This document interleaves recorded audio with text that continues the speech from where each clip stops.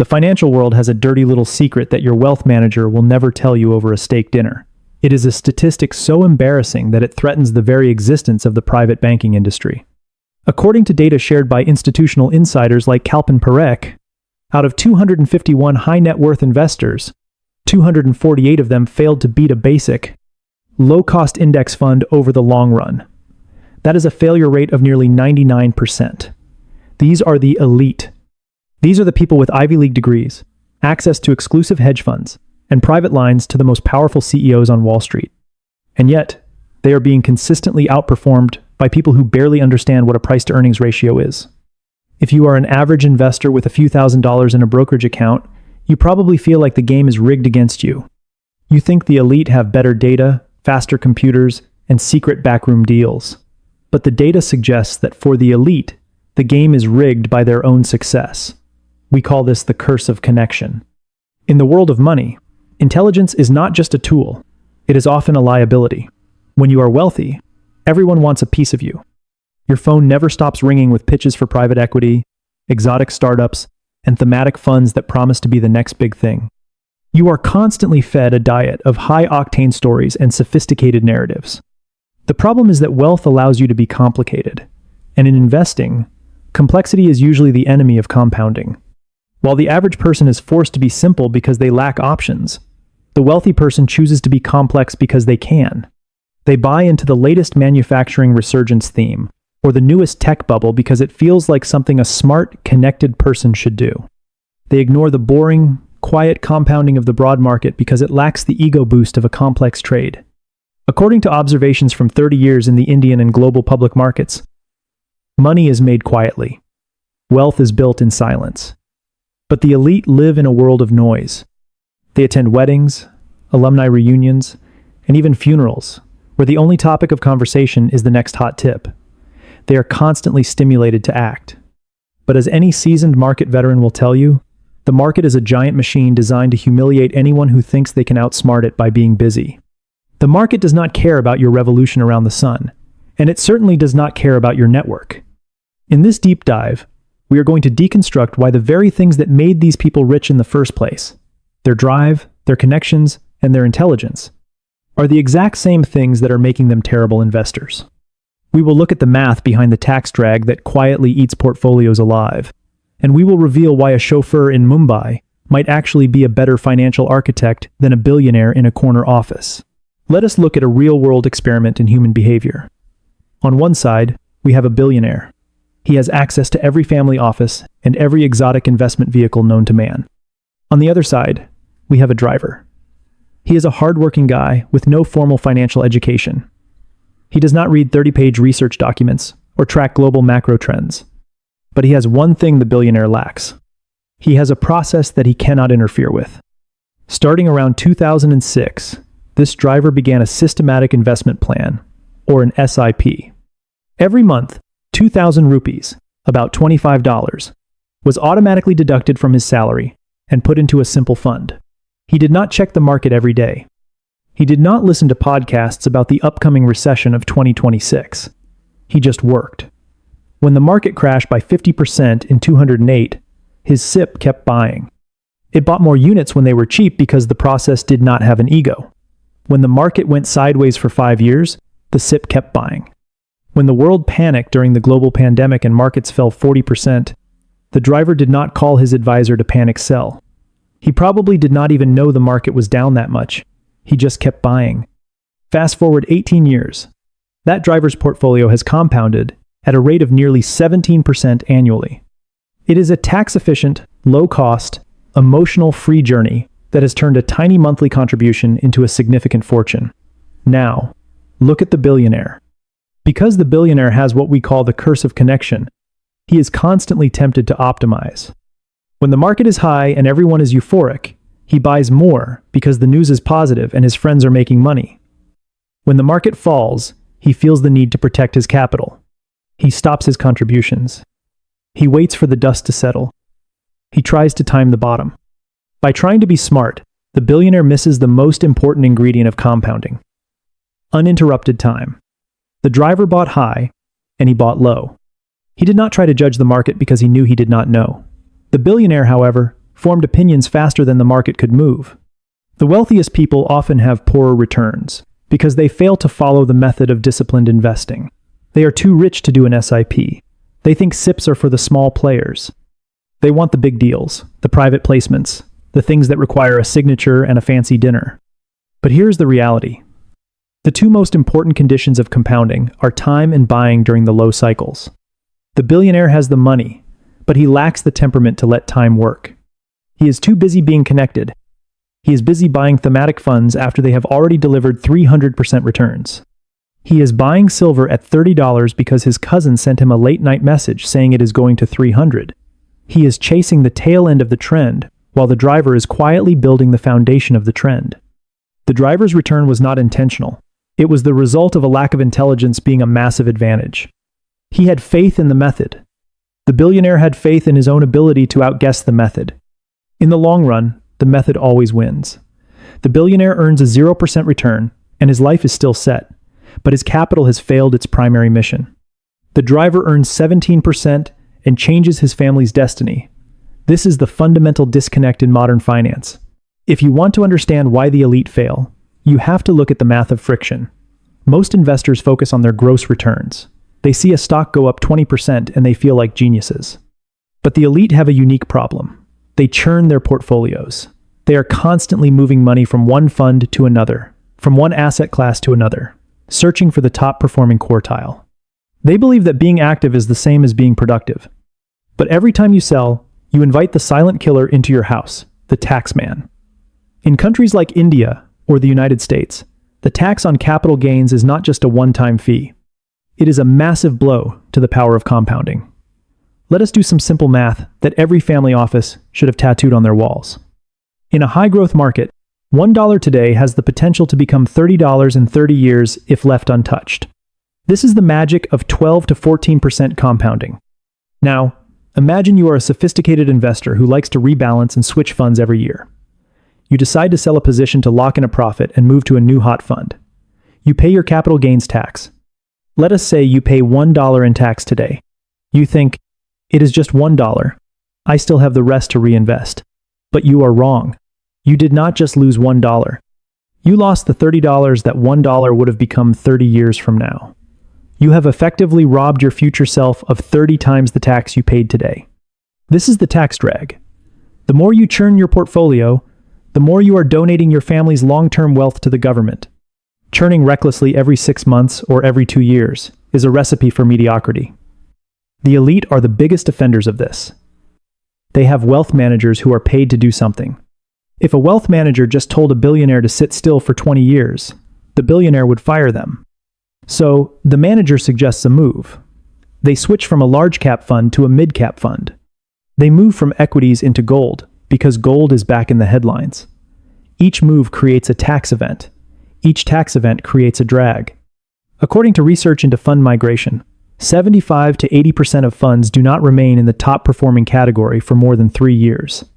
In fact, most funds that are in the top quartile today will migrate to the bottom quartile in the next 3 years. Investors who blindly chase the top 5 performing funds are almost guaranteed to buy at the peak and sell at the trough. They are buying the past performance and paying for it with their future compounding.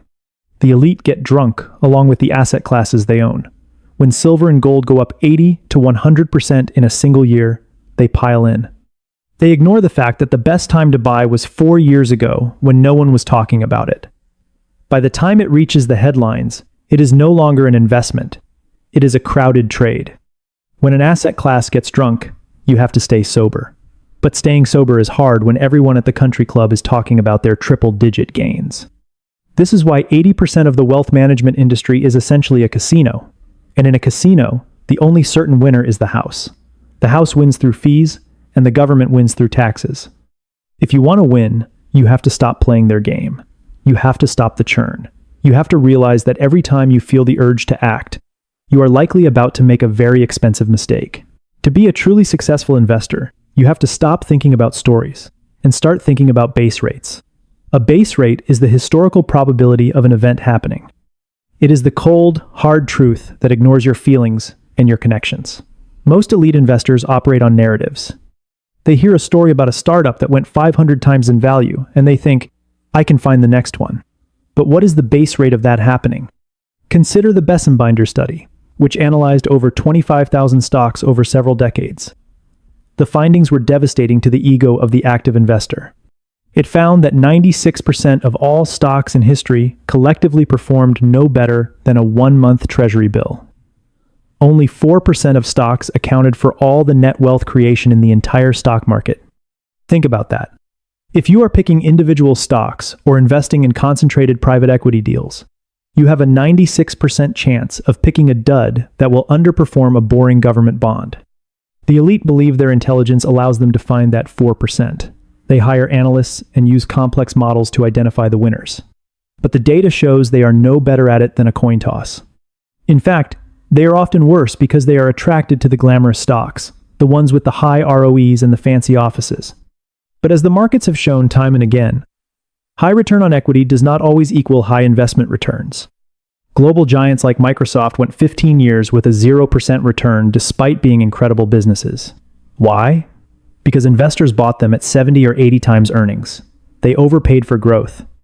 They ignored the base rate that says no company can sustain hypergrowth forever, without the price eventually reverting to the mean. The elite also fall for the large cap safety myth. They believe that the biggest companies are the safest. But in the last 2 years, we have seen some of the largest pharmaceutical and tech companies in the world fall 60%. Being big does not make you safe. It just makes your fall more visible. When a stock crosses a certain threshold of fair value, it has to mean revert. There is no escaping the gravity of valuation. The problem with the elite is that they rarely ask the counterstatement. If they hear that tech is a defensive play, they do not look for the periods where tech crashed. If they hear that India is going to be a $30 trillion economy, they do not ask what happens if it only reaches 20 trillion. They get anchored to the narrative. They ignore the fact that between 2003 and 2007, India had a 10% growth rate fueled by massive leverage, which eventually broke the banking system for the next 5 years. Real intelligence in investing is not about knowing what will happen. It is about knowing what can happen and assigning probabilities to those outcomes. It is about understanding that the short term is always a coin toss. In the last 25 years, 25 out of 25 annual market forecasts were higher than the current market level. We are biologically wired to be optimistic. But the base rate tells us that 35% of the time, the market will be lower a year from now. If you cannot handle that 35% probability, you should not be in the game. The final reason the elite fail is the structure of the vehicles they choose. Because they have millions of dollars, they are steered toward PMS, AIF, and exotic startup funds. These vehicles are marketed as sophisticated and exclusive. They have higher fees, performance sharing agreements, and complex legal structures. The elite buy them because it makes them feel like they are part of an inner circle. But a vehicle is just a label. A PMS is still just a collection of 30 stocks. A mutual fund is still just a collection of 40 stocks. The underlying assets are the same. The difference is the cost and the discipline. Many of these exotic funds have high profit-sharing fees that incentivize the manager to take excessive risks. If the manager hits a home run, they get rich. If the manager loses your money, you lose your money, and they still keep their management fee. The incentives are skewed against the investor. Furthermore, many of these funds suffer from the same behavioral biases as the individuals who invest in them. Fund managers are human too. They feel the pressure to perform every quarter. If they are underperforming their peers, they are tempted to chase the latest trend to catch up.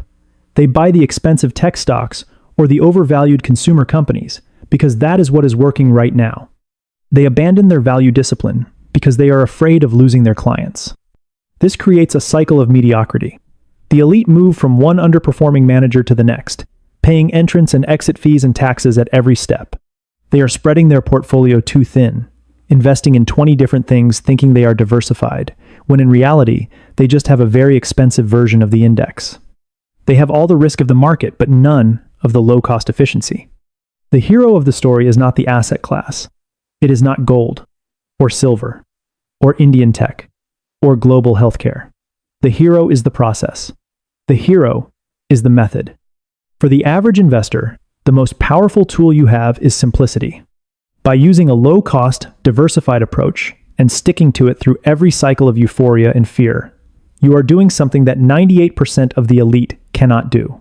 You are letting time do the heavy lifting. Investing is a probabilistic field, not a science. There is no finite formula that guarantees success, but there are filters you can use to avoid failure. Do not get carried away by narratives. Do not spread your portfolio too thin. Do not pay high fees for average performance. And most importantly, do not think that because you are smart in your career, you will be smart in the market. The market is the great equalizer. It does not care about your Ivy League degree or your social circle. It only cares about your discipline and your ability to sit still when everyone else is running. In the end, we all get the returns we deserve based on our behavior. If you seek complexity, you will find costs. If you seek excitement, you will find risk. But if you seek silence and discipline, you might just find wealth. The 98% of the elite who fail are not stupid. They are just human. They are trapped by their own success and their own connections. If you want to beat them, you do not need more information. You just need to be more like the driver. The hardest thing to do in a world of constant connection is to do nothing. We are evolved to react. When our ancestors heard a rustle in the grass, they did not sit still and wait for more data. They ran. In the savannah, that was a survival advantage. In the stock market, it is a financial death sentence. The elite are the most prone to this because they have the most tools to react. They have apps, advisors, and 24-hour news cycles telling them to do something. Consider the concept of the recovery cycle. Most investors think that if a market falls 20%, it will recover immediately. And sometimes, like in the post-COVID era, we get lucky and it does. But history shows that many recoveries take 3, 4, or even 5 years.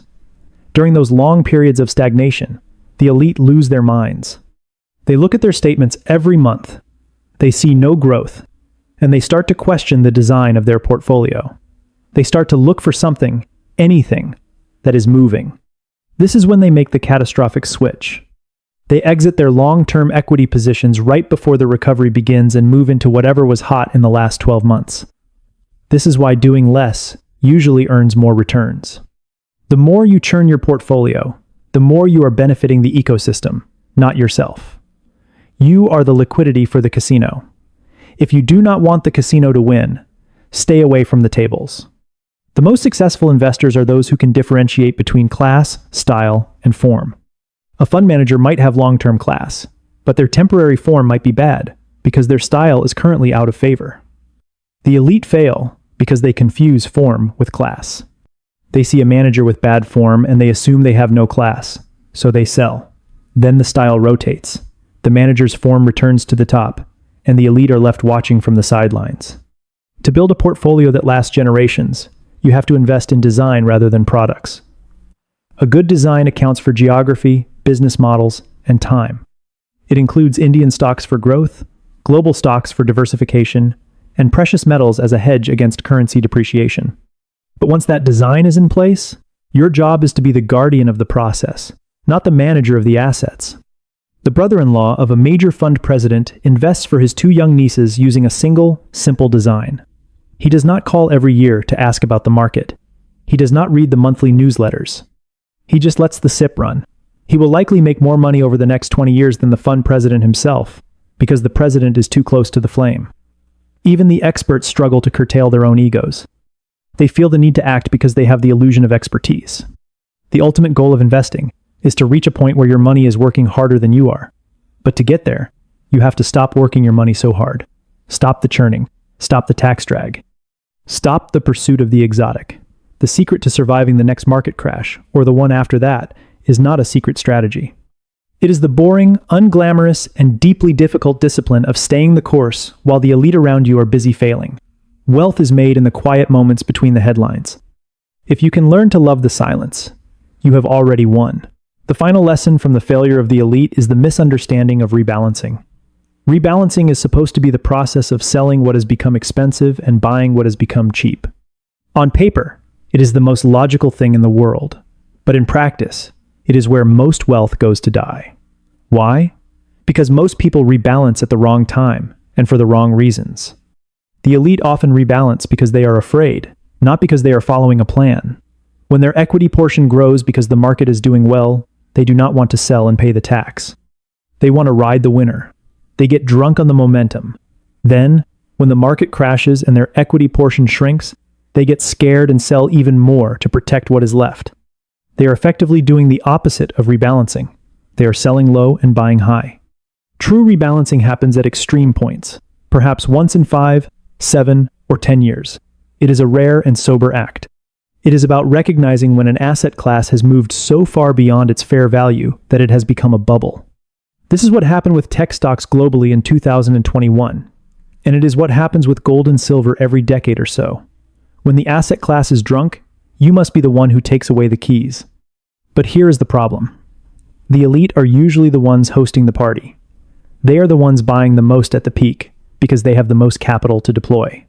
They are influenced by the narratives of their peers. If you want to avoid this trap, you have to look at the data through visual charts, not headlines. Visual charts show the ups and downs. They remind you that what goes up must eventually mean revert. If you look at 5-year rolling returns, 75% of the time, the stock market outperforms gold. Gold has sweet patches that last for a third of the time, but for the other 2/3, businesses with rising cash flows are the superior engine of wealth. If you are too skewed toward gold right now because it is in the headlines, you are likely betting against the historical base rates. The hero is the method. Whether you are a chauffeur or a billionaire, the market will eventually test your method. It will offer you temptations in the form of hot tips and scary headlines. It will try to lure you into the casino with promises of quick wins. And it will use your own intelligence against you, making you feel like you are too smart to just sit still. The 98% of the elite who failed did so because they could not master themselves. They could not handle the simplicity of the index. They could not resist the siren song of the connection. And they could not calculate the true cost of their own activity. If you want to be in that other 2%, the ones who actually build and keep wealth, you have to embrace the boring. You have to accept that you do not know the future. And you have to let the process do the work that your ego wants to do. Investing is not about being right. It is about not being wrong long enough for compounding to work its magic.